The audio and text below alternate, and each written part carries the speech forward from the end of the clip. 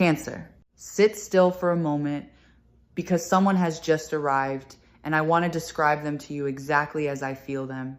There is a presence gathering close to you right now, and it is not a stranger.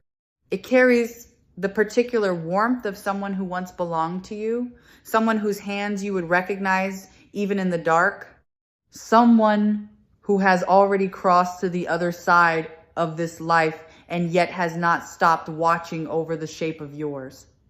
I feel the temperature in the room change as they come near. This is not the beginning of a lesson. This is the beginning of a message. And here in this quiet corner of Spiritual Light Tarot, I am only the one holding the door open so that message can reach you the way it was always meant to. Let me tell you what this presence feels like before I tell you what they bring. Because the feeling is the first part of the truth. There is nothing sharp about them. There is no shadow trailing behind them, no cold breath at the back of your neck, nothing that asks you to be afraid. What I sense instead is patience. The enormous, unhurried patience of someone who has all the time there ever was and has chosen to spend a portion of it standing beside you. They arrive the way an old relative used to arrive at a doorway, filling it quietly, waiting to be noticed, holding something behind their back that they have been saving for exactly this moment. And what they are holding is not a warning in the frightening sense of that word. When the title above told you that a departed soul comes to warn you, understand that the oldest meaning of a warning is simply this: to make you aware in time, not to scare you, to ready you, to place a hand gently on your shoulder before the good thing arrives so that you do not sleep straight through it. This soul has come to make you aware that something owed to you has begun its long journey back into your hands, and they did not want you to miss its footsteps on the road. I want to open up the idea of what is truly being returned to you, because most people hear the word inheritance and imagine a single envelope, a signature, a stiff piece of paper read aloud in a formal room. But inheritance is a far wider river than that. You inherit the color of someone's courage. You inherit the way a grandmother pressed coins into your palm and folded your fingers over them. You inherit a stubbornness that refuses to let your family sink. And you inherit, whether you have counted it or not, the accumulated labor of every person who came before you and worked so that you might one day stand where you are standing. What is arriving for you now draws from all of that, not from paper alone. Consider for a moment what money actually is. Underneath the numbers and the worry, money is stored effort. Every bill that has ever passed through your hands is a small monument to somebody's hours, somebody's sweat, somebody's early mornings and aching backs. The abundance moving towards you now is made of exactly this substance, and it carries the fingerprints of those who loved you long before you could earn a thing on your own. The presence beside you understands money in this deeper way, and they want you to understand it too, because the moment you stop seeing your resources as cold and start seeing them as inherited warmth, something loosens in you that has been clenched for years. And I do feel that loosening beginning. There is a knot I can sense around the whole region of your finances, a tightness that has lived in you so long you may have mistaken it for your own personality. It sits in the way you check a total twice before you let yourself breathe. It lives in the flicker of dread that used to visit you before you even opened a bill. That knot is being untied right now, thread by thread, by hands more skilled and more tender than your own, and the strange relief of it is that you did not have to figure out the knot to have it undone. Here is a truth this soul wants pressed firmly into your understanding. Much of the scarcity you have carried was never originally yours. You were handed a fear of lack the way children are handed heirlooms, without ever being asked whether they wanted them. Somewhere back along your line, a person learned that there would not be enough, learned it in a season so hard it burned itself into them, and they passed that lesson down as a form of protection. It traveled through the generations and landed in you, and you have been guarding an empty room out of loyalty to people who only wanted you to survive. The one who stands beside you now has come, in part, to lift that particular weight off your shoulders. because they can finally see it clearly from where they are. From the other side, the pattern is visible the way a whole valley is visible from the top of a mountain. They can trace the exact path the fear traveled to reach you, and they want you to know that you have permission to set it down. You are allowed to stop protecting a wound that was never yours. You are allowed to be the first in your line to believe there is enough and to be right about it. Now let me speak carefully about the mourning that the title names, because I do not want you to brace for grief in the ordinary sense. The mourning being described to you is a tender and beautiful one.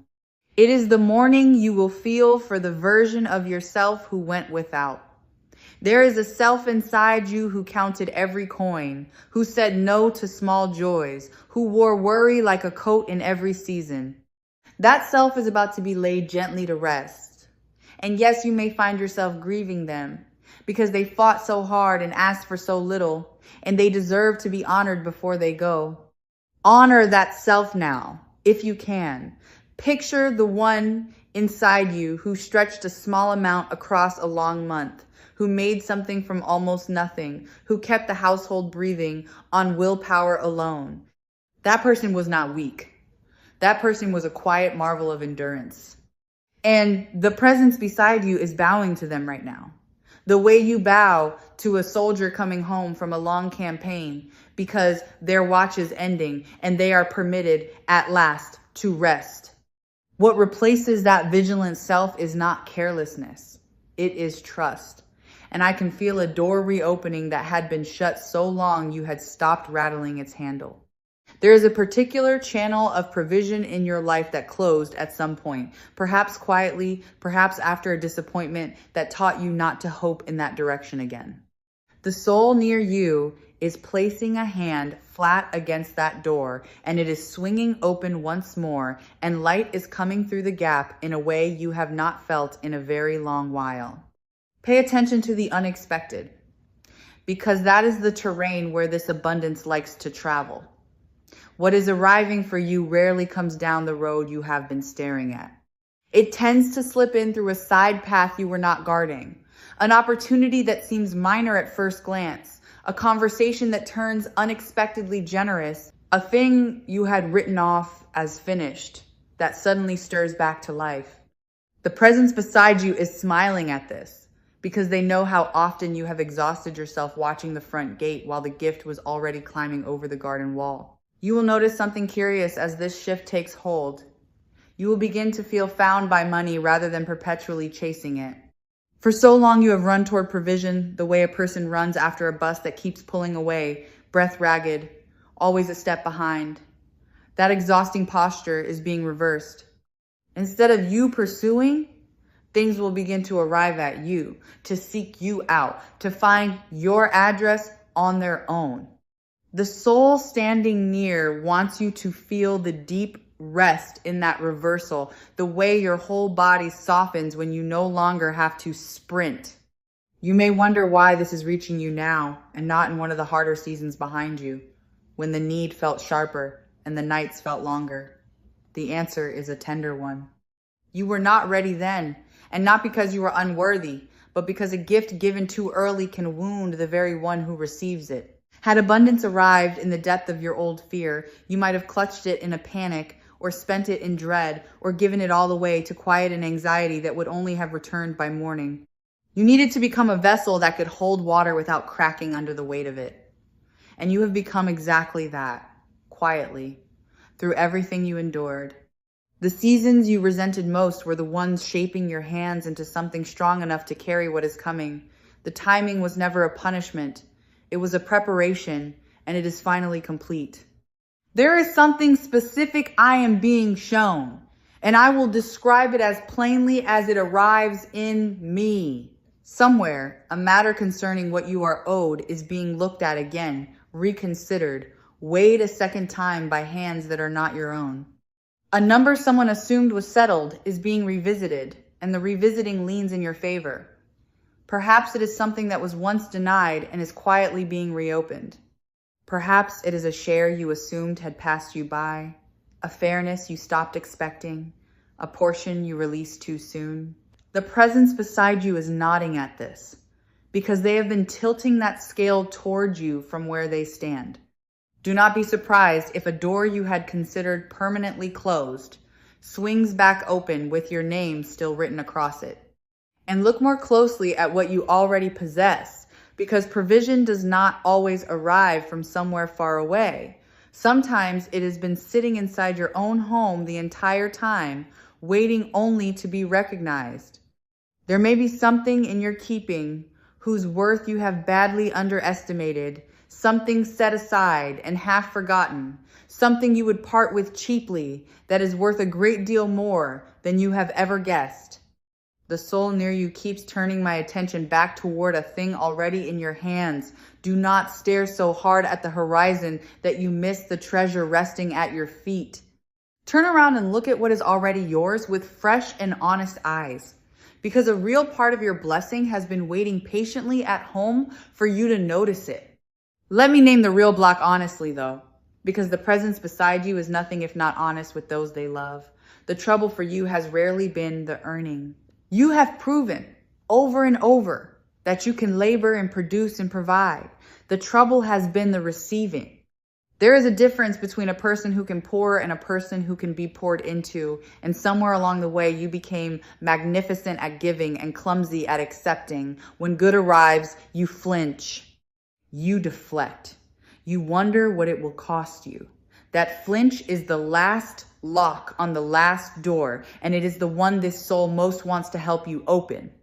Notice what gratitude does to the whole current of this, because it is not a decoration laid over the process. It is the engine at the center of it. When you give thanks for a thing before it has fully arrived, you widen the channel through which it travels. Gratitude is the posture of a person who already trusts, and trust is the exact condition under which abundance moves most freely. The one beside you is not asking you to pretend a feeling you do not have, only to lean toward thankfulness the way a plant leans toward a window. Thank the coins already in your keeping. Thank the roof over you, the small mercies, the near misses that could so easily have gone worse. Every thanks you offer clears another inch of the pipe, and the water moves faster for it. There is one more thing quietly clogging that channel, and I name it with gentleness because it is common and human and nothing to be ashamed of. Somewhere in you, there may live a low, private resentment toward those who seem to have more, who never had to count, who move through the world without the weight you carried on your back. That resentment can feel like justice, but it works like a kink in a garden hose. It is very hard to receive from a river you secretly resent. The soul beside you invites you to release that particular ache, not for the sake of anyone who wronged you, but purely to unblock your own supply. Let others have had their ease. Yours is arriving now, and it will flow more freely the instant you loosen your grip on the grudge. And forgive yourself too, for the choices about money that did not go the way you had hoped. There may be a decision you have replayed 100 times in the dark, a chance you feel you squandered, a risk that did not reward you, a kindness that was never returned. You have been paying interest on that regret for years, and the presence beside you wants the account finally closed. You did the best you could with the understanding you had at the time, and no one does better than that. Self-blame is not a virtue, and it is not a payment that settles anything. It is only one more lock on the same door. Set down the ledger of your own mistakes and feel how much lighter your open hands become the moment you are no longer carrying it. So I want to show you a small gesture that carries a large meaning. Imagine, right now, opening your hands, not clenching them around what little you have, not holding them out to beg, but simply opening them, palms turned upward, the way you would hold them if someone were about to place something precious there and you wanted to be ready. That single posture rewires everything. It tells the universe, and it tells the one standing beside you, that you have decided to stop guarding an empty room and started preparing a welcome. Hold that openness. It matters more than any strategy. This is the heart of what Spiritual Light Tarot came near to say to you today, and I want you to feel how personal it is. You are not being asked to become someone new to deserve abundance. You are being asked to become soft enough to catch it. The one who has crossed over is not disappointed in the person you have been. They are proud of you, achingly proud. And their message is not correction, but invitation. Come and receive. Come and be filled. You have carried others long enough. Let me be precise about the texture of what is arriving, because I do not want your imagination to run only toward wild fantasies that leave you disappointed by anything ordinary. What I feel coming toward you is not primarily a single dazzling windfall, though I will not rule such a thing out. What I feel, more steadily and more reliably, is solvency, breathing room. The particular and underrated luxury of a month that ends with something left over. The shift from surviving to steadying. That may sound quieter than a fortune, but anyone who has lived without it knows it is worth more than gold. There is a weight I can feel beginning to lift, and it has to do with something you have owed or something that has pressed down on you like a hand between the shoulder blades. I do not sense this burden vanishing in an instant, but I sense it lightening, growing more manageable, becoming a thing you can carry upright instead of hunched.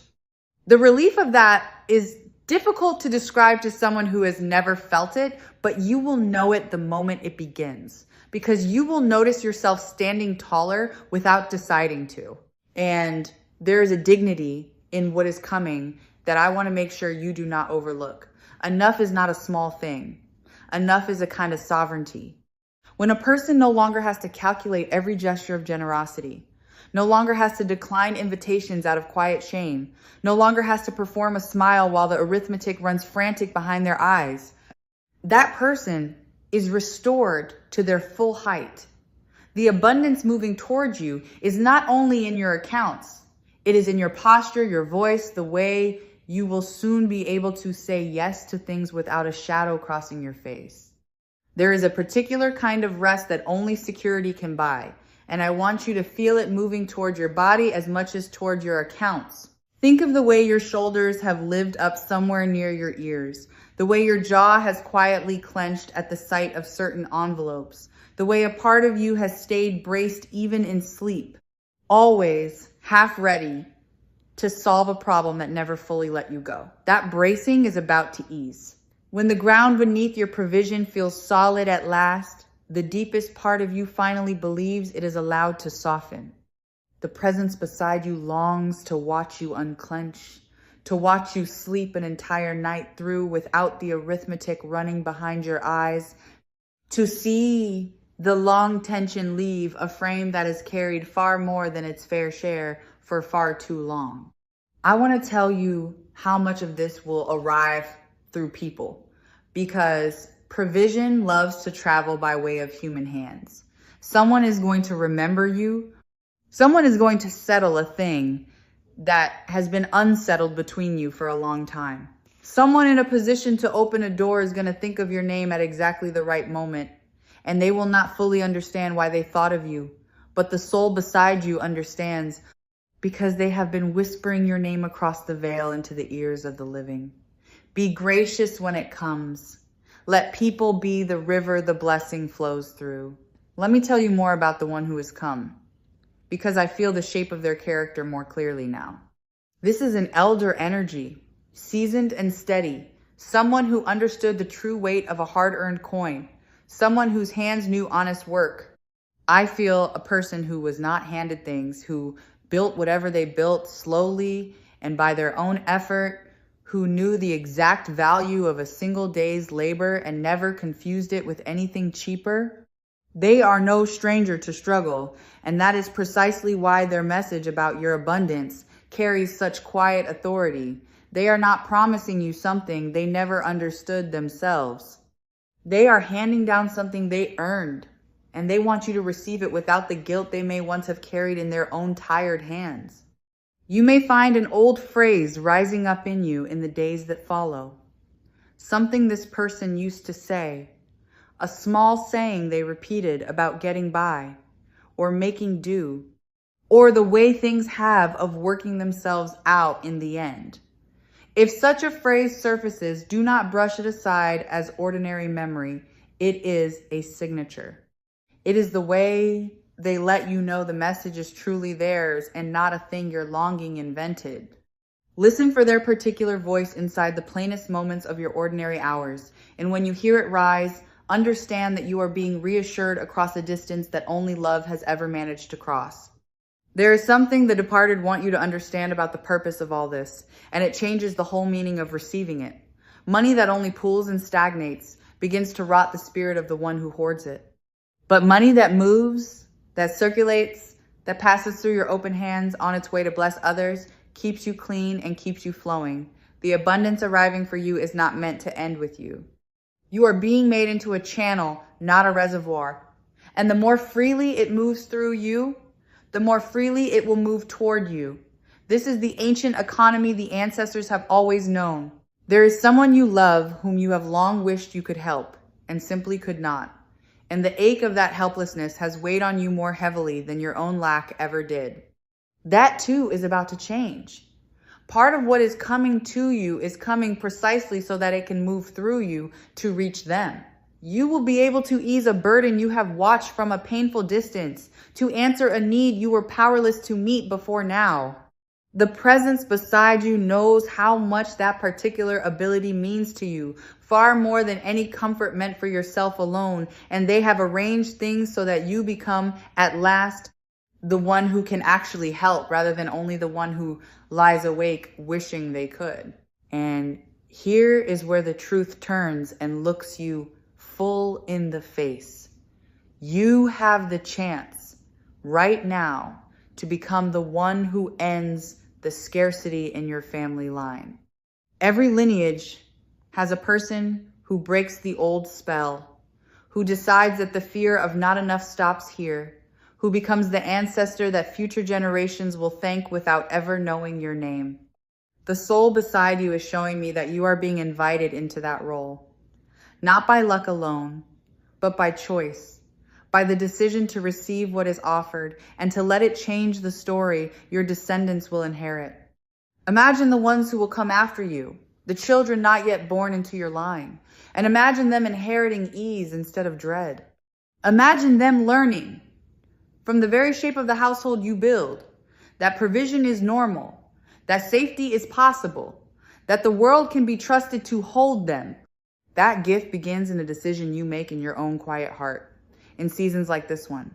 When you allow abundance to reach you now, you are not only feeding yourself, you are rewriting the emotional weather that a whole future family will grow up inside. Here is something the ancestors understand that our restless world keeps forgetting. Your worth was never meant to be measured by what you produce.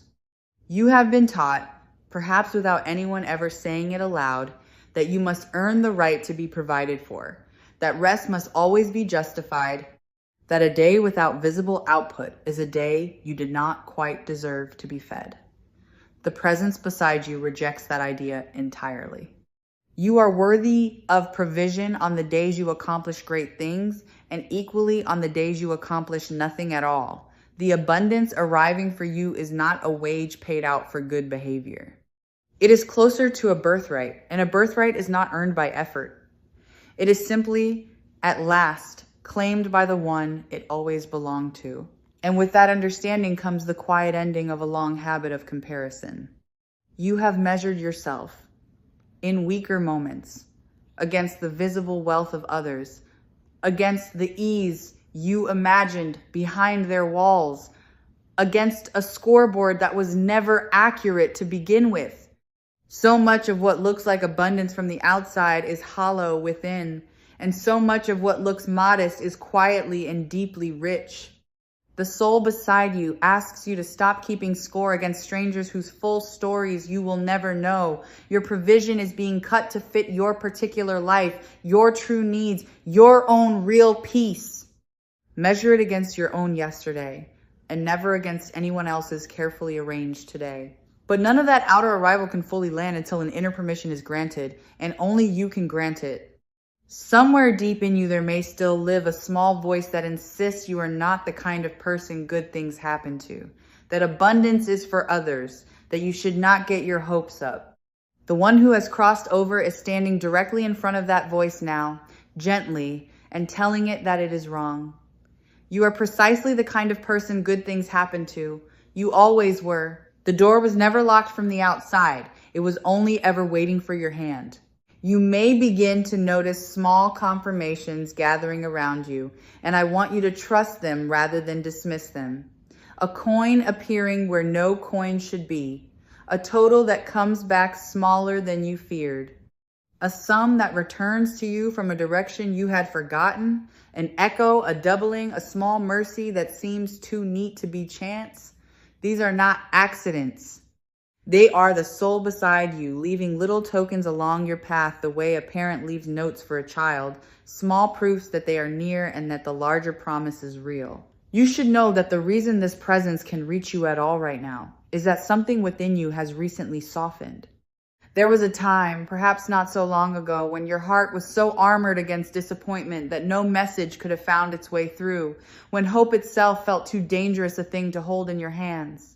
Something has changed in you. A small crack of willingness has opened, a quiet readiness to believe that things might truly turn.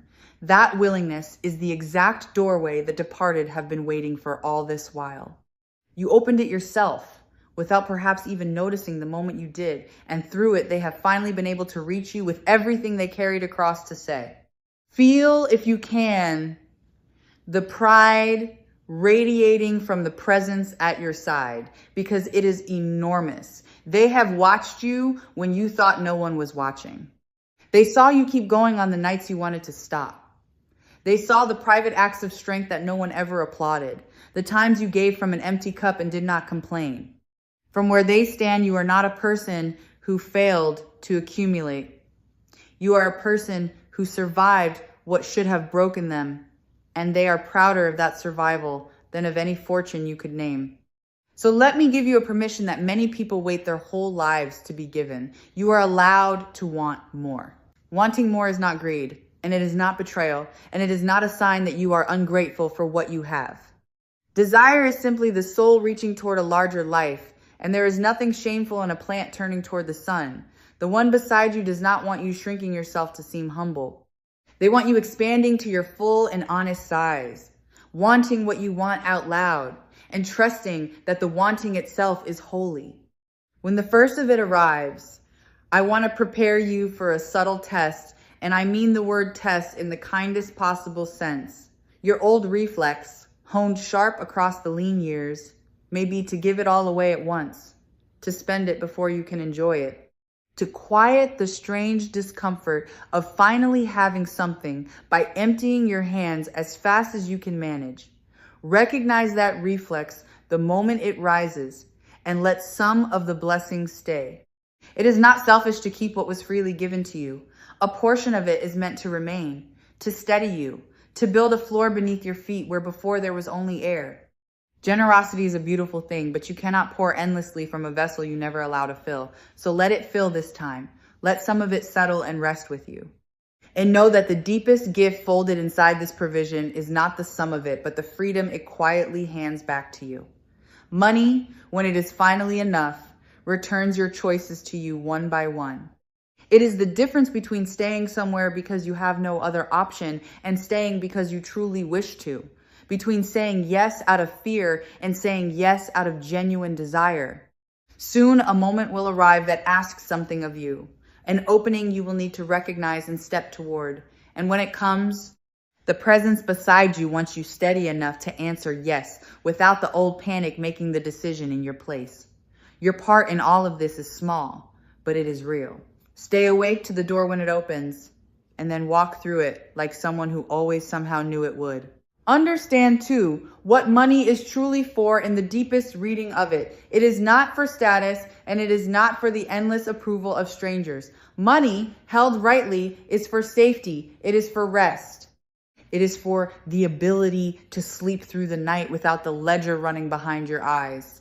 It is for taking care of the people you love without wincing. When the abundance arrives, let it be for these true things, and it will multiply. Because the universe pours most freely into hands that will use the gift to create more peace in the world. The season that has held you is closing now, and I want you to feel the finality of that in a good and freeing way. The long winter of stretching and scraping and going without is reaching its natural end. Seasons are not permanent, no matter how endless they feel from inside them, and the one that taught you to endure has finished teaching. Its lessons are learned, its purpose is complete, and it is releasing its grip on you finger by finger. And what comes after a long enough winter is not another winter. It is the thaw. Picture what the thaw feels like in a life, because you are walking into it. It is the first month you do not flinch when a total appears. It is the quiet astonishment of realizing you have not counted your coins in a week because you no longer had to. It is generosity that costs you no anxiety, and rest that carries no guilt, and a slow dawning trust that the ground beneath you will hold. This is the ordinary heaven the soul beside you is describing, and it is nearer to you now than it has been in a very long time. And understand that what is turning here is not merely one fortunate moment, but the whole current of your life bending toward provision. A single day of good luck can be spent and forgotten by the next morning, but this is something far steadier than luck. This is a change in the very direction the river itself has chosen to flow. For a long while, the current seemed to run against you, so that every small gain cost you twice its worth in effort, so that standing still already felt like swimming. That current is reversing now. From here onward, you will feel the water beginning to carry you rather than fight you. And the difference between struggling upstream and floating gently down is the whole difference between a life of exhaustion and a life of grace. And some of what arrives will not feel like new fortune at all, but like restoration, like the quiet return of something you had already grieved as lost for good. There are things that were taken from you, or that slipped away in a hard passage, or that you surrendered simply because holding on had begun to cost more than you had left to give. The presence beside you is showing me that not all of it is truly gone. A measure of it is circling back even now, finding its long way home to you along roads you cannot yet see from where you stand. When it returns, you may be caught off guard by the particular ache of it, by the unexpected tears that come with getting back a thing you had trained yourself out of mercy to stop wanting. Let those tears come when they do. They are only the sound of an old wound finally closing over. As this presence prepares to step back from the door, I want to gather everything they came to say into your open hands. And I want to remind you one last time, from all of us here at Spiritual Light Tarot, that you were never as alone in your struggle as you believed. You were watched over. You were accompanied. The provision moving toward you is not random fortune. It is a long-delayed homecoming, arranged in part by someone who loved you and never stopped. And it is arriving because it was always meant to be yours. So carry this with you when you rise from where you are sitting. Keep your hands open. Honor the self who went without, and then let that self rest. Receive what comes to you without flinching, and let it flow through you toward others so that it never grows stale. Become the one who ends the old fear in your family, and become, for the ones who follow, the ancestor of ease.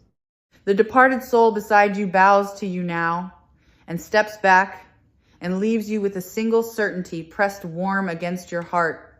What is owed to you is coming home, and you are finally fully ready to receive it.